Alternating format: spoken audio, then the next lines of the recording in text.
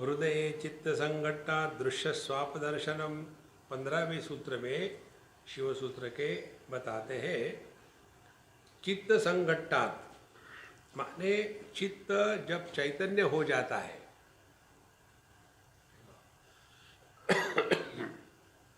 जैसे घी है, सॉलिड है तो घी के सिवा कुछ भी नहीं उसमें, और सॉलिड घी पर लहरें नहीं आती, और वही सॉलिड घी जब लिक्विड हो जाता है तपाने के कारण, तब वो इधर उधर बहने लगता है। इसी प्रकार से हमारा जो चित्त है यह लिक्विफाइड चैतन्य है। कितनी सिंपल बात है। तो चैतन्य कहीं आता जाता नहीं, लेकिन मन जो है कहीं एक जगह टिकता नहीं। तो करना क्या है, इस चित्त का चैतन्यीकरण, यही अध्यात्म है। तो यदि पिघले हुए घी को जमाना है तो क्या करना पड़ेगा, सब करना छोड़ दो, उसको अपने हाल पर छोड़ दो। योग्य समय आएगा, टेम्परेचर ठीक होगा तो अपने आप वो सॉलिड हो जाता है।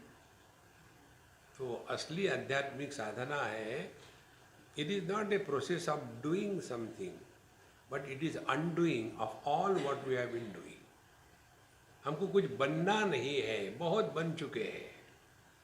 अभी it is a process of unbecoming. इसलिए हृदय, अपने हृदय में शुद्ध चैतन्य में चित्त संघट्टा, चित्त अब एक हो गया, मिल गया है। अब ये चित्त का चैतन्यीकरण करने की प्रक्रिया में क्या है, केवल एक ही बात है। चित्त माने जिसमें अनात्म भाव का निर्माण होता है, उस ज्ञान को चित्त कहते हैं।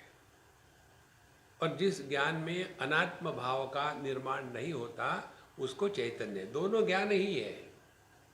जैसे सॉलिड घी भी घी है और पिघला हुआ घी भी घी है। तो अपने ज्ञान से अनात्म भाव को निकाल देना है। कैसे निकाल दे, केवल उदासीनता से। पहले तो बताते हैं कि साक्षी भाव रखो।